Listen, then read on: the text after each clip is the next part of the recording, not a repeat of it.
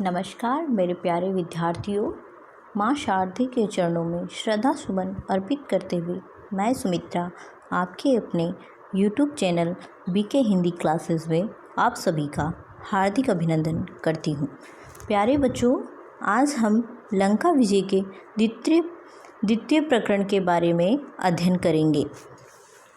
पिछले वीडियो में हमने पढ़ा था कि राम के कहने पर दूत बनकर अंगद लंका जाते हैं, लेकिन रावण नहीं मानता है और कुछ राक्षसों द्वारा अंगद पर हमला होता है। अंगद वहां से निकल आते हैं और अंगद राम को संदेश सुनाते हैं कि रावण समझौते के लिए तैयार नहीं है और रावण युद्ध करना चाहता है। राम का आदेश मिलते ही वानरों ने लंका पर चढ़ाई कर दी। तो शुरू करते हैं आज का प्रकरण इस प्रकार। उधर रावण के आदेश पर उसकी सेना निकल पड़ी। अब जैसे ही अंगद गया और पता चला कि रावण युद्ध करना ही चाहता है और समझौता नहीं करना चाहता है, तो रावण के आदेश पर उसकी सेना भी निकल पड़ी और इधर राम की सेना भी। राक्षस उतावले थे, चित्कार कर रहे थे और राक्षस बहुत ही ज़्यादा उतावले थे युद्ध के लिए और चित्कार कर रहे थे। चिल्लाने की आवाज़ें आ रही थी। रावण के जय घोष से लगा कि आसमान फट जाएगा और रावण के इतने जय घोष हो रहे थे कि मानो आसमान फट ही जाएगा। वे दौड़े और वानर सेना पर टूट पड़े।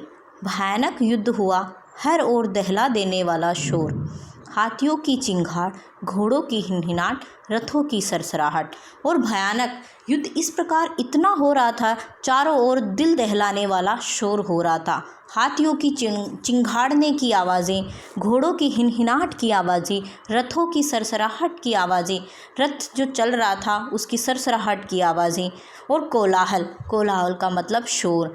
तो इनकी आवाज़ें आ रही थी। रथ हवा से बातें कर रहे थे। हवा से बातें करना एक मुहावरा होता है। तो हवा से बातें करने का अर्थ होता है बहुत तेज़ गति से चलना। तलवारें खिंच गई थी। दोनों तरफ से तलवारें चल रही थी। बाणों से आसमान भर गया था। दोनों पक्षों से बाण चल रहे थे और इस गति से चल रहे थे मानो लग रहा हो कि आसमान भर गया हो और भाले भी उड़ रहे थे। दोनों ओर के वीर, कई वीर मारे गए। राम की वानर सेना की तरफ से भी और रावण की राक्षस सेना की तरफ से भी। रावण के अनेक पराक्रमी राक्षस ढेर हो गए। पराक्रमी का मतलब यहाँ वीर से हैं। तो रावण के अनेक वीर राक्षस ढेर हो गए। ढेर का मतलब यहाँ पे मारे जाना। और धरती लाल हो गई थी। और मरने से क्या हो गए, जो राक्षस मर गए थे उनके मरने से धरती क्या हो गई थी, लाल हो गई थी। शत विशत शव बिखरे थे। शत विशत का मतलब यहाँ पर घायलों से हैं। तो घायलों के जो शव थे, मर गए थे, उनके जो शव थे वो बिखरे पड़े थे। करहाते घायलों की ओर किसी का भी ध्यान नहीं था और युद्ध इतना भयानक हो रहा था। जो करहा रहे थे दर्द से, घायल जो सैनिक थे, वानर सेना थी, राक्षस थे, उनके किसी की तरफ ध्यान ही नहीं गया। शाम होने को थी। मेघनाद ने राक्षस सेना को पीछे हटते देखा। अब शाम हो गई है और मेघनाद को लगा कि राक्षस सेना पीछे हट रही है। तो उसने सैनिकों को जोश भरने के लिए ललकारा और कहा, आगे बढ़ो, हम विजय के करीब हैं और तुम सब आगे बढ़ो, हम विजय के काफ़ी करीब हैं।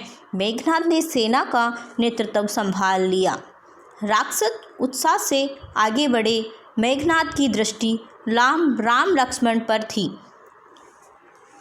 अब जैसे ही उनको ललकारा और आगे बढ़ने के लिए कहा, मेघनाद ने नेतृत्व संभाल लिया और सभी राक्षसों में उत्साह से आगे बढ़ने लगे। मेघनाद की दृष्टि राम लक्ष्मण पर थी। वह छिपकर युद्ध करता था,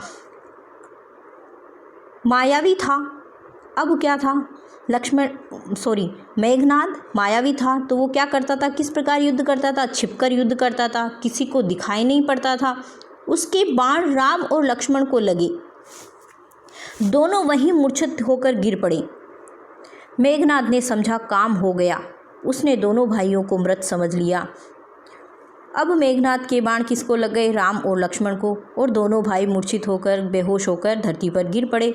मेघनाद ने समझा कि राम और लक्ष्मण मर गए हैं, तो खुशी के मारे मैदान छोड़कर महल की ओर दौड़ा। रावण को इसकी सूचना देने रण क्षेत्र में वानर राम लक्ष्मण के पास एकत्र हो गए। युद्ध के मैदान में बेहोश हुए दोनों भाइयों के पास वानर सेना इकट्ठी हो गई। वे चिंतित थे और वो चिंता में थे अशुभ की आशंका से।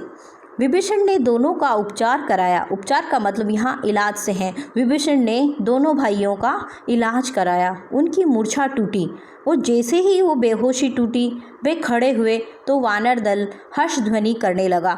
हर्ष का मतलब यहाँ खुशी से है। तो वानर जो सेना थी वो खुशी से आवाज़ें करने लगे, उछल कूद करने लगे। अगले दिन फिर युद्ध के लिए तैयार हो गए। रावण की सेना के महाबली एक एक कर मारे जा रहे थे। धूम्राक्ष मारा गया, वज्रदृष्ट धरती पर गिर पड़ा, अंकपन कुचल कर मर गया, प्रहस्त को नील ने ध्वस्त कर दिया। अब क्या करते जा रहे थे? रावण की सेना के महाबली एक एक करते मारे जा रहे थे। सारे राक्षस एक एक करके, जितने भी महाबली ताकतवर जो राक्षस थे वो सभी एक एक करके मारे जा रहे थे। धूम्राक्ष नाम का जो राक्षस था वह भी मारा गया। वज्रदृष्ट जो राक्षस था धरती पर गिर पड़ा। अंकपन जो राक्षस था कुचल कर मर गया। प्रहस्त को नील ने नष्ट कर दिया। रावण को इसकी सूचनाएं मिलती रही।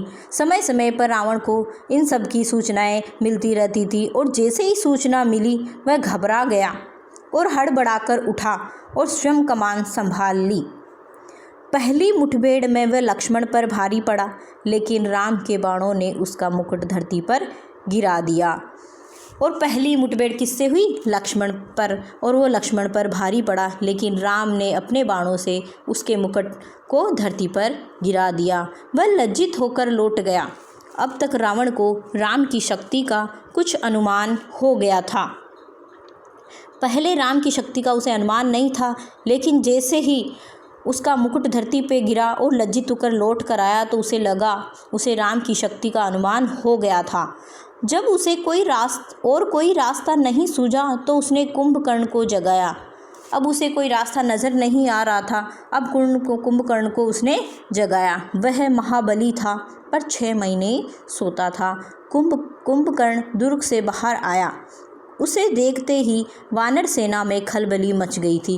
कुंभकर्ण नाम का एक राक्षस जो बहुत ही महाबली विशाल विराट राक्षस था, 6 महीने सोता 6 महीने जागता, वह दुर्ग से बाहर आया। उसको वानर सेना ने देखते ही वानर सेना में खलबली मच गई। उसे रोकने में अक्षम थे, कोई भी रोक नहीं पाया। उसने हनुमान और अंगद को घायल कर दिया। लक्ष्मण ये युद्ध देख रहे थे। उन्होंने राम की ओर भी देखा। फिर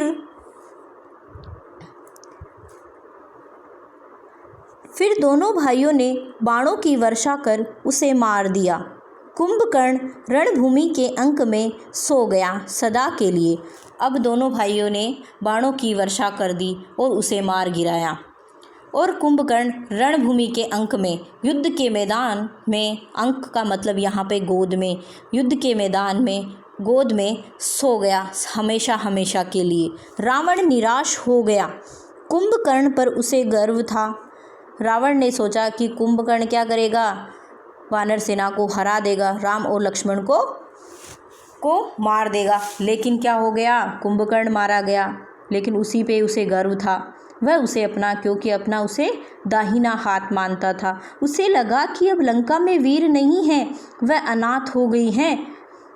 अब उसे लगा कि कुंभकर्ण भी मारा गया है जो उसे दाहिना हाथ समझता था। अब लंका में कोई भी वीर नहीं बचा है। लंका क्या हो गई है, अनाथ हो गई है। मेघनाद ने रावण को सहारा दिया। मेरे रहते आप क्यों चिंता करते हैं, मुझे युद्ध की अनुमति दे। मेघनाद ने रावण को सहारा देकर कहा, मेरे रहते आप क्यों चिंता कर रहे हो, मुझे युद्ध की अनुमति दीजिए। मैं दोनों भाइयों को मारकर आपके चरणों में रख दूंगा। मेघनाद और लक्ष्मण का भीषण युद्ध होता है। मेघनाद पराक्रमी था। उसने एक बार इंद्र को परास्त कर दिया और इंद्रजीत कहलाया। मेघनाद और लक्ष्मण का युद्ध होता है। मेघनाद एक वीर राक्षस था। उसने एक बार इंद्र को हरा दिया था, तभी से उसे इंद्रजीत कहा जाता है। उसके बाणों ने कई प्रमुख वानरों को घायल कर दिया। मेघनाद ने बहुत सारे वानरों को क्या कर दिया? घायल कर दिया। मेघनाद को रोक पाना वानर सेना के बूते की बात नहीं थी। अब उधर मेघनाद को रोक पाना किसी भी वानरों में इतनी हिम्मत नहीं थी। वह चक्रवात की तरह आगे बढ़ता, जो भी आसपास होता ध्वस्त हो जाता। वह चक्रवात यानी तूफान की तरह आगे बढ़ता और जो भी उसके आसपास आता नष्ट हो जाता। वानर सेना मेघनाद की गति और शक्ति से चकित थी, चमत्कृत। उनके मन में निराशा बैठी जा रही थी। तब लक्ष्मण ने उसे चुनौती दी। दोनों का निशाना अचूक था। बाण हवा में टकराते और नष्ट हो जाते। अचानक लक्ष्मण का एक बाण उसे लगा। वह घायल हो गया, झुक गया। लक्ष्मण ने ताबड़तोड़ बाणों की बरसात कर दी। अब धीरे धीरे वानर सेना में निराशा बैठी जा रही थी, मन में निराशा बैठी जा रही थी। तब लक्ष्मण ने मेघनाद को चुनौती दी। दोनों का निशाना कैसा था? अचूक था, चूक नहीं सकता। बाण हवा में टकराते और नष्ट हो जाते। दोनों तरफ से बाण हवा में चलते और नष्ट हो जाते। अचानक लक्ष्मण का एक बाण मेघनाद को लगा और वह घायल हो गया। लक्ष्मण ने ताबड़तोड़ बाणों की बरसात कर दी। लक्ष्मण ने एक के बाद एक दूसरा बाण चलाकर बाणों की बरसात कर दी। आगे बढ़ना कठिन था। अब मेघनाद घायल हो गया, उसके लिए आगे बढ़ना बहुत ही कठिन हो रहा था। मेघनाद पीछे मुड़ा, महल की ओर भागा। लक्ष्मण ने कुछ दूर तक उसका पीछा किया, फिर रुक गए। मेघनाद महल में घुस गया। मेघनाद पीछे मुड़ा और महल की ओर भागने लगा। लक्ष्मण ने कुछ दूर तक तो उसका पीछा किया, लेकिन फिर रुक गए। मेघनाद महल में घुस गया। लक्ष्मण को महल की संरचना नहीं पता थी, रास्ता नहीं मालूम नहीं था। लक्ष्मण महल के बारे में नहीं जानते थे, कौन सा रास्ता कहाँ से गुजरता है, रास्ता नहीं मालूम था, तो वो रास्ते में ही रुक गए। विभीषण लक्ष्मण की दुविधा समझ गए, लेकिन विभीषण ने लक्ष्मण की दुविधा को समझ लिया। उन्होंने एक गुप्त मार्ग दिखाया। शेष काम आसान था। मेघनाद महल में ही मारा गया। उन्होंने एक गुप्त मार्ग दिखाया, जिससे पार होकर वो मेघनाद तक पहुंच गए और बाकी काम बहुत ही आसान हो गया। मेघनाद महल में ही मारा गया। अपने ज्येष्ठ पुत्र की मृत्यु से रावण एकदम टूट गया। एक एक करके सारे वीर मारे जा रहे थे। कुंभकर्ण भी मारा गया, मेघनाद भी मारा गया। सारे वीर जितने भी राक्षस सेना में जितने भी वीर, साहसी, बलवान, महाबलवानी जितने भी राक्षस थे, वो धीरे धीरे एक एक करके मारे जा रहे थे। अब रावण का जिसने कहा था कि जिसने रावण को सहारा दिया था मेघनाद ने, वह भी मारा गया, जो उसका ज्येष्ठ पुत्र, सबसे बड़ा पुत्र था। विलाप करने लगा, रोने लगा, मूर्छित हो गया और बेहोश हो गया। होश आया तो उसकी दशा पागलों जैसी थी, और जैसे ही होश आया तो उसकी ये दशा ऐसी हो रही थी मानो वो पागल हो गया हो। क्रोध से बिलबिलाता हुआ लंका अनाथ हो गई है। क्रोध से वो क्या कर रहा था? क्रोध में बिलबिला रहा था, रो रहा था, और उसने कहा लंका अब अनाथ हो गई है, उसका कोई भी नाथ नहीं है, अब उसका कोई सहारा नहीं। अब मैं स्वयं रण क्षेत्र में जाऊंगा। खुद अपने आप से कहता है कि लंका अब अनाथ हो गई है, उसका कोई सहारा नहीं बचा है, मैं खुद ही रण क्षेत्र में युद्ध के मैदान में जाऊंगा। लक्ष्मण के साथ वानर सेना भी महल में प्रवेश कर गई थी। उनके हाथों में जलती हुई मशालें थी। वानरों ने लंका में जहाँ तहाँ आग लगा दी, अन्न भंडार फूंक दिए और शस्त्रागार जला दिया। अब लक्ष्मण के साथ साथ वानर सेना भी महल में प्रवेश कर गई। और उनके हाथों में क्या थी? मशालें थी। और जहाँ लंका में जहाँ जो भी जगह मिली वहाँ पे क्या कर दिया? आग लगा दी। अन्न भंडार, जो खाने पीने का जो भंडार गृह था उसमें भी आग लगा दी। और शस्त्रागार भी जला दिया, जहाँ पे अस्त्र शस्त्र रखे जाते हैं वो शस्त्रागार, वहाँ पे भी आग लगा दी। मार काट मच गई, जो भी सामने पड़ा मारा गया। कंपन, प्रजंग, युपाक्ष, कुंभ आदि राक्षस मारे गए। हनुमान ने निकुंभ, देवांतक, त्रिशरा को मौत की नींद सुला दिया। हनुमान ने इन राक्षसों को भी मौत की नींद सुला दिया। अंगद ने नरांतक का काम तमाम कर दिया। काम तमाम करना यानी एक मुहावरा है। काम तमाम करना यानी मार देना। लक्ष्मण ने अतिकाय का सिर काट डाला। राक्षस सेना भाग खड़ी हुई। रावण के पास अब कोई विकल्प नहीं था। युद्ध नाद हुआ, अकेला बचा रावण युद्ध के लिए निकला। अब क्या हुआ? एक एक करके सारे राक्षस मारे गए थे। अब उसके पास कोई विकल्प नहीं था। अब युद्ध नाद हुआ और अकेला बचा रावण युद्ध के लिए निकला, फुफकारते हुए, फन कुचले सांप की तरह। जैसे सांप का जब फन कुचल दिया जाता है तब वो किस प्रकार फुफकारता है, वैसे ही हालत इस रावण की हो गई थी। वह जिधर मुड़ता भगदड़ मच जाती। वानरों को भागते देख लक्ष्मण आगे आए। वानरों को भागते देख लक्ष्मण आगे आए, धनुष बाण लिए रावण के सामने अभेद दीवार की तरह खड़े हो गए। थोड़ी ही देर में विभीषण वहां पहुंच गए। उसके बाद राम उनके सामने रावण की एक न चली।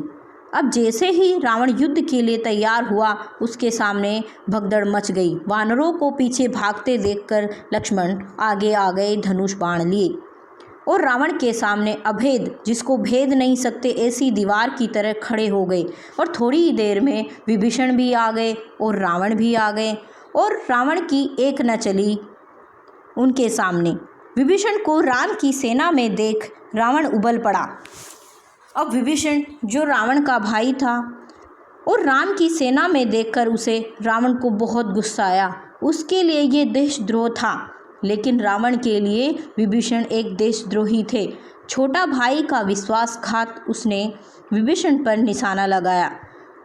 रावण विभीषण को देशद्रोही मानते थे क्योंकि छोटे भाई का विश्वासघात वह सहन नहीं कर पा रहे थे। विश्वासघात, जिस पे विश्वासघात किया हो, उसने विभीषण पर निशाना लगाया। लक्ष्मण ने वह बाण बीच में ही काट दिया। अब वह गुस्से में होकर बाण चलाने लगा तो विभीषण के आगे लक्ष्मण आ गए और बीच में ही बाण काट दिया। उसने दूसरा घातक बाण चलाया। इस बार लक्ष्मण बीच में आ गए और उन्होंने विभीषण को अपने पीछे छिपा लिया। पहले बाण को लक्ष्मण ने बीच में काट दिया। दूसरा एक और घातक बाण चलाया और बीच में आ गए। उन्होंने विभीषण को पीछे छिपा लिया। बाण लगते ही लक्ष्मण अचेत हो गए।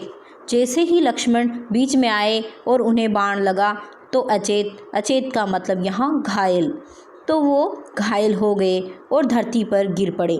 राम ने जैसे ही ये देखा कि लक्ष्मण घायल होकर धरती पे गिर गए हैं, उनकी आंखें क्रोध से लाल हो गई, आग बरसने लगी।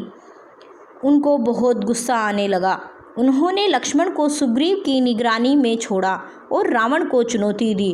उन्होंने लक्ष्मण को सुग्रीव की देखभाल में छोड़कर और रावण को चुनौती दे दी और कहा, रावण, काल तुझे मेरे सामने ले आया है। आज अन्याय पर न्याय की विजय होगी, तेरा अंत निश्चित है। चुनौती देकर कहा कि आज तुम्हारा अंत निश्चित है, अन्याय पर न्याय की विजय अवश्य होगी। उधर हनुमान लक्ष्मण को उठाकर रण क्षेत्र से दूर ले गए और उधर हनुमान लक्ष्मण को उठाकर युद्ध के मैदान से बाहर लेकर गए। वैद्य सुषेण को बुलाया। हनुमान ने, वैद्य का मतलब यहाँ पर डॉक्टर से हैं, आज के ज़माने का हम कह सकते हैं एक डॉक्टर, तो वैद्य सुषेण को बुलाया। हनुमान संजीवनी बूटी लाए, चिकित्सा सुरी, चिकित्सा का मतलब यहाँ पे इलाज से हैं, धीरे धीरे रक्त का रिसाव बंद हो गया। संजीवनी बूटी से धीरे धीरे क्या हो गया, जो रक्त बह रहा था घायल हुए लक्ष्मण का, वह धीरे धीरे रिसाव बहना बंद हो गया, घाव भर गया। संजीवनी का प्रभाव चमत्कारी था। सुग्रीव ने लक्ष्मण के स्वस्थ होने की सूचना राम तक पहुंचाई। वह सींग की भांति रावण पर टूट पड़े। अब जैसे ही लक्ष्मण ठीक होने लगे, स्वस्थ होने लगे, उसकी सूचना सुग्रीव ने राम तक पहुंचा दी। और जैसे ही ये खबर सुने, वह सिंह की भांति, शेर की भांति रावण पर टूट पड़े। राम रावण युद्ध भयानक था। शस्त्रों की गति से कंपा देने वाली ध्वनियाँ निकल रही थी। इतनी देर तक वानर सेना और राक्षस सेना के बीच में युद्ध हो रहा था, लेकिन राम और रावण इस युद्ध से दूर थे। अब असली युद्ध राम और रावण के बीच में भयानक युद्ध अब होने वाला था। शस्त्रों की गति से कंपा देने वाली ध्वनियाँ निकल रही थी। दोनों तरफ से रावण के बाणों की और राम के बाणों की, दोनों के शस्त्रों की गति से ध्वनियाँ गूंज रही थी। हवा थम गई थी। सूरज बादलों के पीछे थम गया था। शस्त्रों की चमक बिजली की तरह कौंध रही थी। गड़गड़ाहट थी थर्रा देने वाली। दोनों योद्धा अपनी पूरी शक्ति से लड़ रहे थे। कोई एक रत्ती भी पीछे खिसकने को तैयार नहीं। अब राम और रावण के बीच में भयानक युद्ध शुरू हो गया है। शस्त्र चला रहे हैं दोनों, और वो उन शस्त्रों की गति ऐसी थी जैसे कंपा देने वाली हो। हवा थम गई थी। दोनों के युद्ध को देखकर हवा भी एक बार तो थम गई थी, रुक गई थी। सूरज भी दोनों के युद्ध को देखने के लिए बादलों के पीछे छिप गया था। शस्त्रों की चमक ऐसी थी मानो बिजली कड़क रही हो, चमक रही हो। गड़गड़ाहट थी थर्रा देने वाली। दोनों योद्धा अपनी पूरी शक्ति से लड़ रहे थे। कोई एक रत्ती भी पीछे खिसकने को तैयार नहीं थे। दोनों में से कोई भी पीछे खिसकने को तैयार नहीं। कुछ ही देर में लगा कि युद्ध समाप्त होने को है। थोड़ी देर में लगा कि युद्ध समाप्त हो जाएगा, लेकिन दोनों पक्ष के योद्धा हाथ बांधकर खड़े हो गए। दोनों पक्ष के योद्धा क्या कर गए? हाथ बांधकर दूर दूर खड़े हो गए। छोटे छोटे युद्ध थम गए। सबकी नज़रें राम और रावण पर थी। सबकी आंखें फटी रह गई। अब युद्ध इस प्रकार चल रहा था कि जो प्रकृति की जो चीज़ें हैं वो भी क्या कर गई थी, एक बार तो वो भी देखने को तत्पर थी। हवा थम गई। सूरज बादलों के पीछे छिप गया। शस्त्र की चमक इस प्रकार थी जैसे बिजली चमक रही हो, एकदम थर्रा देने वाली गड़गड़ाहट। दोनों योद्धा पूरी शक्ति से लड़ रहे थे। कोई भी एक भी पीछे होने को तैयार नहीं। कुछ ही देर में लगा कि युद्ध समाप्त होने वाला है, लेकिन दोनों पक्षों के योद्धा हाथ बांध खड़े हो गए। छोटे छोटे युद्ध थम गए। नेक्स्ट प्रकरण अगले वीडियो में पढ़ेंगे। धन्यवाद।